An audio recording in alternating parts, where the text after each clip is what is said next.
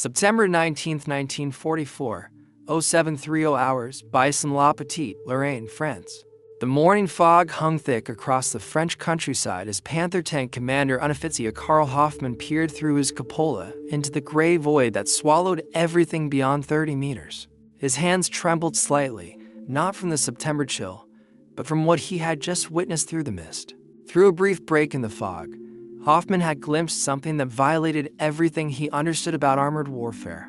An American tank destroyer, if that's what it was, had materialized from nowhere, fired twice, and vanished before his gunner could even traverse the turret halfway toward it. The burning hulk of another Panther, 50 meters to their left, testified that this was no hallucination.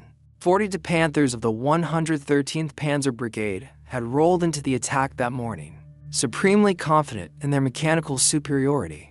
The Panther, with its 75mm high-velocity gun and sloped armor that could deflect most Allied shells, represented the pinnacle of German engineering. These men had been told repeatedly that American armor was inferior, hastily built, mechanically unreliable, manned by inexperienced crews who relied on numerical superiority rather than tactical skill. What they encountered in the fog-shrouded fields around Ericourt would shatter every assumption about armored combat they had carried from the Eastern Front. The M18 Hellcat, a name they would learn only after capture or survival, was about to demonstrate that the Americans had reimagined tank warfare itself, trading armor for a speed that rendered traditional tank tactics obsolete. The development of the M18 Hellcat began not in response to German armor, but from a uniquely American military philosophy that emerged in December 1941. Lieutenant Colonel Andrew Davis Bruce, commanding the newly formed Tank Destroyer Center at Fort Meade, Maryland, had studied the German blitzkrieg with the eye of an engineer rather than a traditionalist. His conclusion was revolutionary. Rather than meeting tanks with tanks and heavyweight slugging matches, why not create a vehicle that could strike and vanish before the enemy could respond? Bruce's vision called for a vehicle that prioritized three characteristics in order: speed, firepower, and crew efficiency. Armor protection, the holy grail of German tank design, ranked a distant fourth. This philosophy would have been considered madness in the Wehrmacht, where the progression from Panzer III to Panther to Tiger represented an inexorable march toward thicker armor and bigger guns. The Ordnance Department issued a requirement for a fast tank destroyer using torsion bar suspension, a Wright Continental R975 engine, and initially a 37mm gun. The design evolved rapidly through various prototypes with different armaments, until the T-70 76mm gun motor carriage emerged, which would become the M18. By July 1943, when the first production M18s rolled off the assembly line at Buick's Flint, Michigan plant, a vehicle had been created that would challenge the fundamental assumptions of armored warfare. Powered by a 9-cylinder 350 to 400 horsepower, Wright R975 radial aircraft engine, the same power plant used in the M4 Sherman, but in a chassis that weighed about 20 tons instead of 33, the M18 could achieve speeds that seemed impossible for a tracked vehicle. The Hellcat was capable of traveling at 55 miles per hour, 89 kilometers per hour, with some sources indicating the vehicle could reach 60 miles per hour in ideal conditions. This wasn't just marginally faster than German armor, it was in an entirely different category. The Panther's maximum speed of 46 kilometers per hour, 29 miles per hour on roads seemed respectable, until compared to the M18's ability to maintain 40 miles per hour across rough terrain. The roots of German armored dominance lay in the combined arms tactics perfected during the Polish and French campaigns. Panzer divisions operated as integrated units: tanks, mechanized infantry, artillery, and engineers working in concert. The tanks themselves were the armored fist, designed to break through enemy lines and create havoc in rear areas. Speed mattered, but survivability mattered more. German tank development reflected this philosophy. Each iteration grew heavier, more heavily armored, more powerfully armed. The Panther, introduced in 1943, weighed 45 tons and mounted armor up to 100mm thick on its turret front. The Tiger II, entering service in 1944, pushed these figures to 70 tons and 180mm respectively. The American tank destroyer doctrine, formalized in Field Manual 18-5 and refined through 1943, represented a complete rejection of this approach. Tank destroyers were to be held in reserve, responding rapidly to enemy armor concentrations. Instead of dueling at range, they would use superior mobility to achieve flanking positions, destroy enemy armor from the sides and rear, then redeploy before counterattack. The M18 originated in Harley Earl's design studio, part of the Buick Motor Division of General Motors. Earl, famous for automotive design, brought a different perspective to military vehicle development. The result was a vehicle that looked and performed more like a race car with a cannon than a traditional tank. The M18's combat debut came in Italy, where 5 T-70 models were sent to the 894th Tank Destroyer Battalion at the Anzio beachhead. In spring 1944, the Italian campaign, with its mountainous terrain and narrow roads, hardly seemed ideal for a vehicle designed for high-speed maneuver. Yet, even here, the M18's capabilities stunned German defenders. The early engagements remained localized, their lessons not disseminated through the Wehrmacht. The German army in France, preparing for the invasion they knew was coming, remained focused on the threat posed by mass Sherman tanks and tank destroyers like the M10, which, while more mobile than German tanks, still operated within conventional parameters. By September 1944, when the 704th Tank Destroyer Battalion, with its M18 Hellcats, joined the U.S. 4th Armored Division near Ericourt, the German army in Lorraine was operating under a fatal misunderstanding. The 113th Panzer Brigade was formed on September 4, 1944, and by the time it was sent to Sarrebourg on September 16th, it had 42 Panther tanks. Many crew members were veterans of the Eastern Front, where they had faced T-34s and KV-1 South in brutal engagements where armor and firepower determined survival. The 704th Tank Destroyer Battalion had originally been trained on the M3 gun motor carriage. Despite requiring several improvements during testing, the 704th had a superlative testing record and was later issued production Hellcats. The unit had spent months perfecting techniques that would maximize the Hellcat's speed advantage. On the morning of September 19th, as the 113th Panzer Brigade advanced through thick fog toward Ericourt, they expected to brush aside the American screening forces and strike deep into the rear areas of the 4th Armored Division. German intelligence had identified Sherman tanks in the area, but no significant anti-tank defenses. At 0715, as German Panthers crept forward through the fog at 5 miles per hour, straining to see through the mist, Lieutenant Edwin Leeper's platoon of 4 M18 Hellcats from Company C, 704th Tank Destroyer Battalion, was positioned near Réchicourt-la-Petite. The M18s had been in position since before dawn, engines idling quietly, crews scanning their assigned sectors. Lieutenant Edwin Leeper led an M18 platoon of Company C to Réchicourt-la-Petite. On the way to Moncourt, he saw a German tank gun muzzle tilt system appearing out of the fog 30 feet away, and deployed his platoon. The first indication the Germans had of the M18's presence came when an American tank destroyer roared to life and accelerated from a complete stop to 30 miles per hour in seconds, an acceleration that would have taken a Panther nearly 30 seconds to achieve. The M18 burst from its concealed position, raced to a flanking position, and fired rounds into the side of the nearest Panther before the German turret had traversed even halfway toward the threat. The disparities between the Panther and M18 created a fundamental mismatch in combat capabilities. The Panther's turret, weighing nearly 7 tons with its thick armor and long 75mm gun, required 60 seconds to complete a full rotation using its hydraulic traverse system. Under combat conditions, with the engine at low RPM to minimize detection, traverse speeds dropped even further. The M18's turret, by contrast, weighed just over 2 tons. The speed of the turret traverse was far faster when compared to the M10, which had a manually rotated turret. An M18 crew could track and engage targets in any direction within seconds, while Panther crews were still struggling to locate the threat. Early feedback from crews indicated that the M18 could go hundreds of miles under trying conditions without requiring major repairs to either the armaments or the engine. Crews reported only having to perform minimal maintenance on the vehicle's moving parts. The Panther, despite its fearsome reputation, suffered from chronic mechanical problems. Final drive failures were endemic. The unit was designed for a 35-ton vehicle, but installed in the 45-ton Panther. During the September 19th engagement, several Panthers were abandoned due to mechanical failure during an attempted pursuit of the M18s. As the morning fog began to lift around 0900, the full sophistication of American tank destroyer tactics became apparent.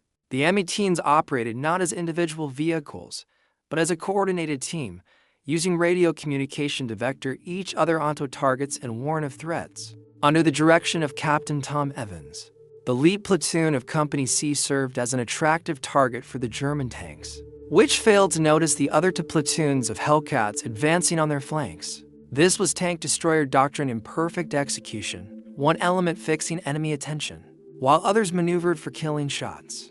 The coordination extended beyond individual platoons. CCAS dispositions around Aircourt consisted of a thinly held salient, using an extended outpost line of armored infantry, and engineers supported by tanks, tank destroyers, and artillery.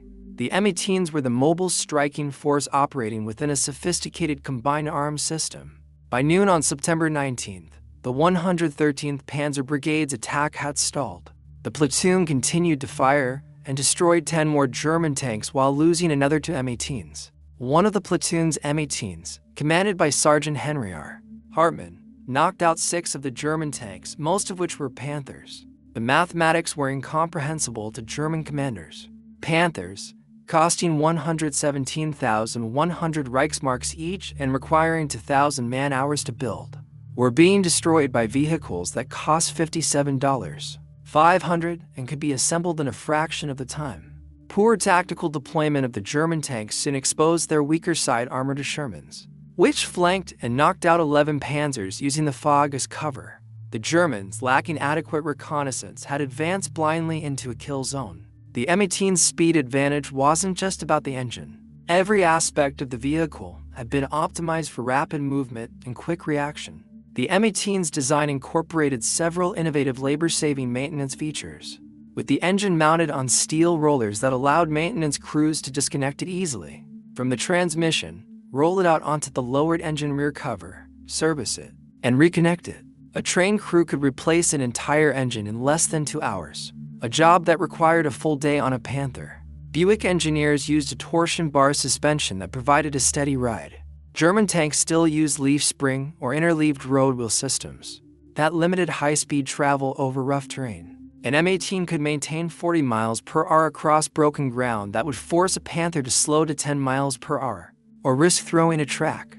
The automatic transmission represented another advantage. The M18 used the innovative Torquematic automatic transmission derived from Buick civilian designs, allowing drivers to concentrate on maneuvering while the transmission handled gear changes. Panther drivers wrestled with manual gearboxes requiring double clutching and precise timing. The American superiority in radio communication proved decisive. Every M18 carried an SCR 508 FM radio set, providing reliable voice communication between vehicles and with supporting units. German tanks typically had one radio per platoon, with other vehicles relying on signal flags or prearranged maneuvers. This communication gap multiplied the M18's speed advantage. American tank destroyer crews could coordinate complex maneuvers in real time, calling out targets, warning of threats, and adjusting tactics instantly. German crews operated in relative isolation, each tank commander making decisions based only on what he could see through his vision blocks. By September 20th, as the 111th Panzer Brigade joined the battle, German tank crews were experiencing something unprecedented: fear of an enemy they couldn't effectively fight. The psychological impact went beyond the immediate tactical situation. These were men who had faced T-34s in Ukraine, who had survived the crushing battles of Kursk, who had learned that German tactical skill and technical superiority could overcome numerical disadvantages. The Panther had been their vindication, a tank that could destroy any Allied vehicle while remaining immune to return fire. Now that certainty was shattered. The speed difference created tactical situations that German training had never addressed. Panthers, designed as offensive weapons to dominate the battlefield, found themselves desperately trying to defend against an enemy that refused to stand and fight. Hellcat crews learned that a well-placed shot between the mantlet and the glacis plate of a Panther would cause the shell to ricochet into the driving compartment, killing the crew or disabling the tank. This required extreme close range and precise shooting tactics. That would have been suicidal against an enemy that could respond quickly. But the Panthers couldn't respond quickly enough. Their ponderous turret traverse, slow acceleration, and limited visibility made them vulnerable to an enemy that turned every strength into a weakness. The Germans attempted various adaptations. Some units began operating Panthers in pairs, back to back, attempting to cover all angles. But this required stationary positioning, surrendering all initiative to the Americans. It also assumed reliable communication between vehicles, which most German tanks lacked. Behind the tactical revolution lay an industrial reality that German officers were only beginning to grasp. The M18 wasn't just faster than German tanks, it was easier to produce, maintain, and replace. Production began in July 1943, and 2,507 units were built by October 1944. Production peaked in January 1944 at 250 M18s per month. Each vehicle required approximately 500 man-hours to complete, compared to the 2,000 man-hours needed for a Panther. German tank production grew increasingly complex as the war progressed. The Panther required specialized tools, skilled workers, and rare materials. Its Maybach engine was hand-assembled by craftsmen. Each vehicle was essentially hand-built, limiting production even when resources were available. American factories could replace every M18 lost at Aircourt in less than 2 days of production. German Panther production, at its absolute peak, managed 380 vehicles per month across all factories, but this included all fronts, training vehicles, and replacements. The loss of 39 Panthers at Aircourt represented over a week's total production. As the Battle of Aircourt continued through late September, American crews refined their tactics based on combat experience. M18s began operating in coordinated groups, using their speed to overwhelm German defenses from multiple directions simultaneously. The morning of September 22nd saw new tactics employed.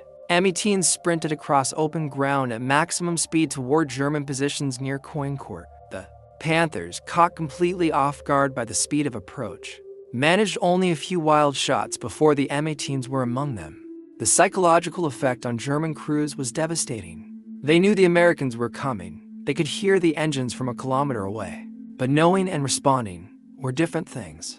The M18s covered the distance in less than a minute, moving too fast for German gunners to track effectively. As the battle continued, another M18 advantage emerged: mechanical reliability under combat conditions. Crews reported that their vehicles could go hundreds of miles under trying conditions without requiring major repairs. The Panther was a maintenance nightmare.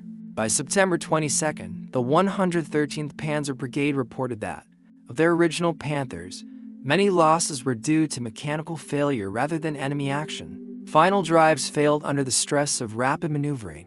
Transmissions overheated from drivers trying to accelerate quickly to respond to M18 attacks. The M18, built with American automotive mass production techniques and reliability standards, simply kept running. The air-cooled right engine, while loud, was nearly indestructible. The automatic transmission required minimal maintenance. The torsion bar suspension had few parts to fail. On September 24th, Lieutenant Colonel Creighton Abrams, commanding the 37th Tank Battalion, coordinated a combined attack with the 704th Tank Destroyer Battalion. Sherman tanks would advance, slowly, drawing German attention and fire, while M18s used their speed to infiltrate through wooded areas and dead ground. The tactic worked brilliantly. As Panthers engaged the Shermans at long range, confident in their superior guns and armor, M18s burst from concealment at multiple points. The German tanks, caught in a crossfire, couldn't respond effectively to threats from multiple directions. By September 25th, senior German commanders were beginning to understand the nature of the threat they faced.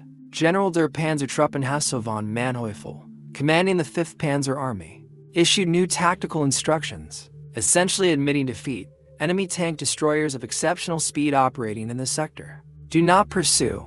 Do not engage in mobile battle. These instructions reduced the Panther, designed as a mobile offensive weapon, to a static pillbox. They surrendered all initiative to the Americans and acknowledged that German armor could no longer dominate the battlefield through superior tactics and technology. By the time the Battle of Aircourt ended, the 704th Tank Destroyer Battalion had knocked out 39 German tanks, for the loss of 4 M18s destroyed and 3 more damaged. This remarkable kill ratio vindicated the American tank destroyer doctrine in the most dramatic fashion possible. The battle demonstrated that the entire German conception of tank warfare, based on armor, firepower, and deliberate tactical movement, could be negated by sufficient speed and tactical flexibility. The M18 had proven that a vehicle with armor barely sufficient to stop small arms fire could dominate heavily armored opponents through superior mobility. The ultimate test of the M18's revolutionary impact came in December 1944. During the Battle of the Bulge, German forces, launching their last major offensive in the West, initially achieved surprise and breakthrough. But as M18-equipped tank destroyer battalions rushed to critical points, their speed again proved decisive. Team Decibri, a battalion-sized tank infantry task force of the 10th Armored Division, was assigned to defend Nouville, with just 4 M18 tank destroyers of the 705th Tank Destroyer Battalion to assist. They attacked units of the 2nd Panzer Division. Team Decibri's high-speed highway journey to reach the blocking position is one of the few documented cases where the top speed of the M18 Hellcat was actually used to get ahead of an enemy force. The high-speed deployment of M18s to blocking positions ahead of German spearheads repeatedly disrupted German timetables. Panthers and Tigers found themselves engaged by M18s that had raced ahead to favorable positions, using their speed to concentrate at critical points faster than German commanders could adjust their plans. The final statistics from the European theater told a sobering story for German armor advocates. The M18 had a higher kill-to-loss ratio than any other tank or tank destroyer fielded by U.S. forces. In World War II, kills claimed were 526 in total for 198 in Europe, 17 in Italy, and 11 in the Pacific. The kills-to-losses ratio for Europe was to 0.3 to 1, and the overall kill-to-loss ratio was to 0.41. These numbers became even more impressive when considering that M18s were not primarily used for tank fighting, but were committed more often to improvised roles, usually direct fire support for infantry. Even when employed outside their intended role, M18s maintained exceptional effectiveness. The fundamental difference between German and American armored vehicle design philosophy was starkly illustrated in the contrast between the Panther and the M18. Both were designed in response to combat experience, but the conclusions drawn were entirely opposite. The Germans looked at the T-34 sloped armor and powerful gun and decided they needed something similar, but better. Hence, the Panther, with thicker sloped armor and a more powerful gun. It was an evolutionary response, taking existing concepts to their logical extreme. The Americans reached a revolutionary conclusion: the best armor is not being hit at all. The M18 represented a complete reimagining of what an armored fighting vehicle could be. Not a mobile bunker, but a precision weapon on tracks able to deliver strikes and evade retaliation. The M18's success at Aircourt offered profound lessons about military innovation. The Germans had pursued a linear path of development: more armor, bigger guns, heavier vehicles. Each generation of tank was an incremental improvement on the last, fighting the same way, but with greater capability. The Americans, constrained by the need to ship vehicles across the Atlantic and faced with an enemy that had already optimized conventional tank design, chose revolution over evolution. The M18 didn't try to beat German tanks at their own game. It changed the game entirely. Throughout the battles around Aircourt and beyond, individual M18 crews performed acts of exceptional skill that demonstrated the vehicle's potential. When manned by aggressive crews, Sergeant Henry R. Hartmann, who destroyed 6 Panthers on September 19th, became a legend within the tank destroyer force. His technique using terrain to mask approach, striking from unexpected angles, and displacing immediately after firing became the textbook example of M18 employment. On October 13th, when elements of the 11th Panzer Division, reinforced with Tiger I tanks, attempted to retake Aircourt, the battle demonstrated that even the Tiger's advantages couldn't overcome the M18's speed and tactics. Tigers lumbered forward at 15 miles per hour maximum speed, while M18s raced around their flanks. The Tiger's turret, even slower to traverse than the Panthers, couldn't track the fast-moving tank destroyers. The story of the M18's development and production was itself revolutionary. From concept to combat deployment took less than 2 years. Unprecedented for a completely new armored vehicle. The M18 originated in Harley Earl's design studio at Buick. Earl, famous for designing sleek automobiles, brought automotive sensibilities to military vehicle design. The production process utilized automotive mass production techniques. Workers who had built Buicks could, with minimal retraining, build Hellcats. Unlike German tanks, which required skilled craftsmen and specialized tools, M18s were built using standard automotive components wherever possible. The M18 incorporated numerous technological advantages that multiplied its effectiveness. The vehicle's fire control system, while simpler than German optical rangefinders, was faster to use in the fluid engagements that characterized M18 combat.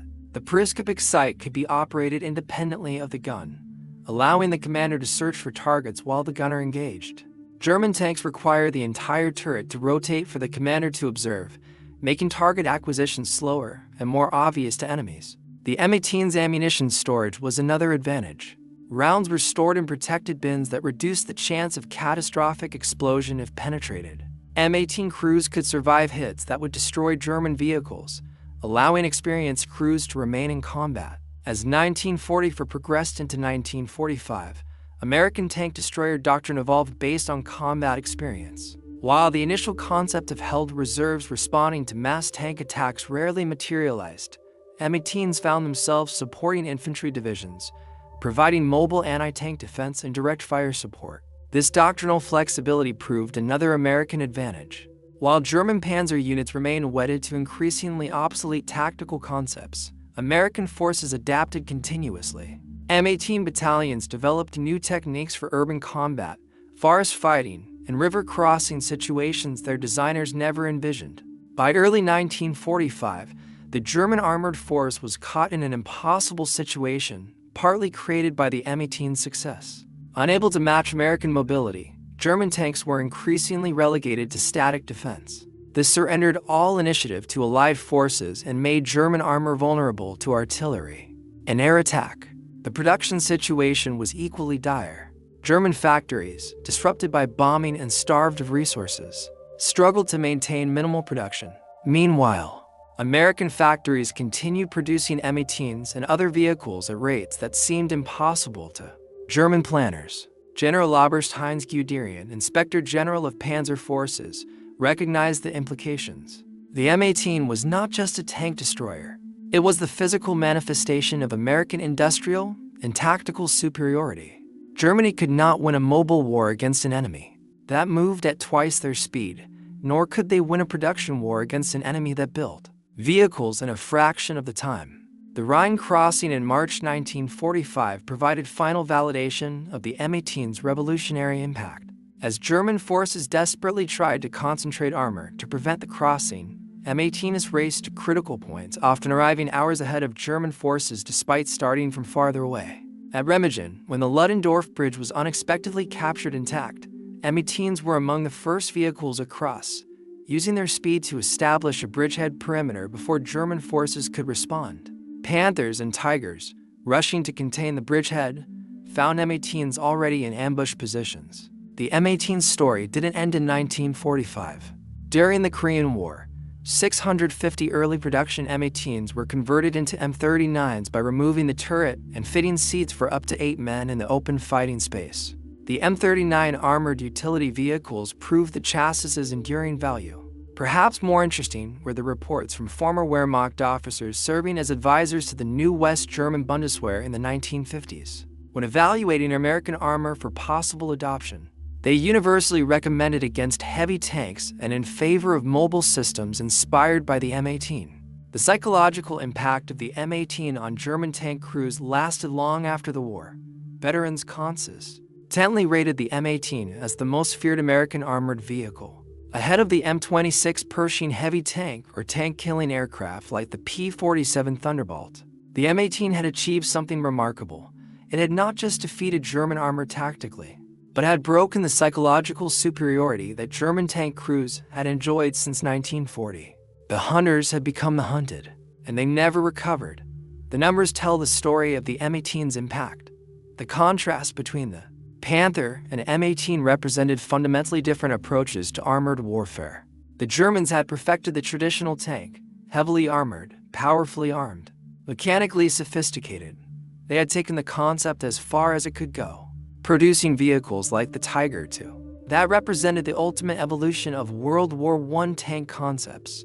the Americans, with the M18, didn't build a better traditional tank. They built something entirely different, a vehicle that made traditional tanks less relevant. By prioritizing speed over armor, mobility over firepower, mechanical reliability over complexity, they created a weapons system that challenged decades of armored warfare doctrine. The influence of the M18's revolutionary design philosophy extends far beyond World War II.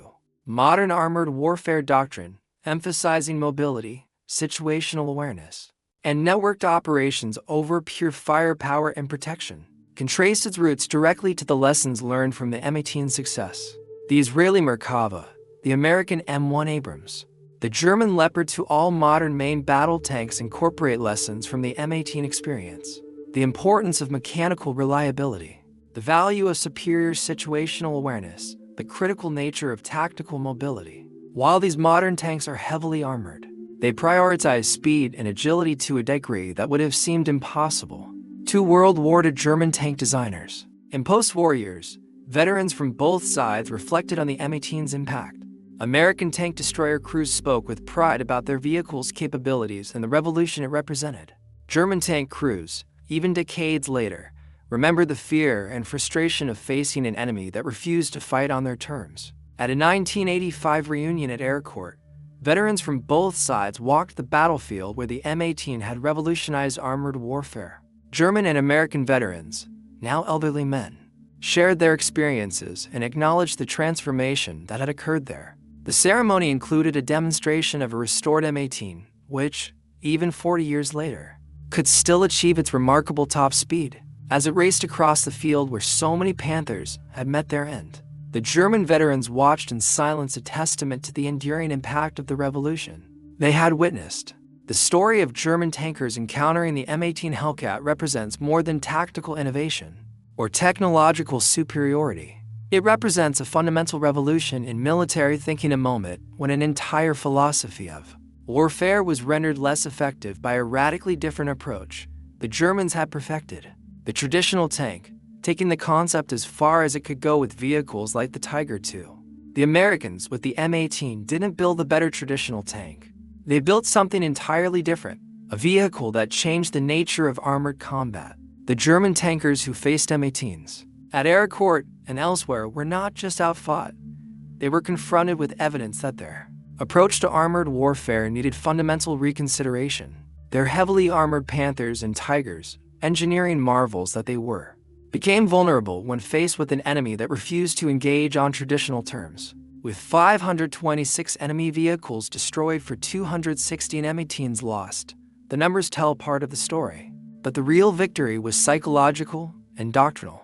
The M18 proved that wars could be won not necessarily by the side with the biggest tanks or thickest armor, but by the side that could adapt, innovate, and implement new concepts fastest. In the end, the German tankers who survived encounters with the M18 carried with them a profound lesson. In warfare, as an evolution, it is not always the strongest that survives, but often the most adaptable. The M18 Hellcat, racing across the battlefields of France at speeds that seemed impossible, firing and vanishing like a ghost, represented that adaptability in its purest form. The revolution was complete. The age of pure heavy tank dominance was being challenged, and the importance of mobility, flexibility, and speed had been dramatically demonstrated. The German tankers who witnessed this transformation firsthand knew, even if they couldn't fully articulate it at the time, that they were watching not just a tactical defeat, but the birth of new concepts in armored warfare.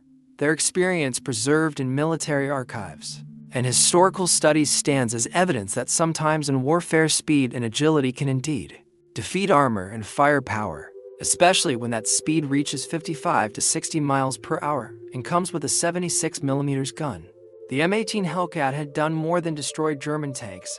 It had destroyed German certainty about armored warfare, shattered assumptions about tank combat, and demonstrated that revolutionary thinking could overcome evolutionary perfection.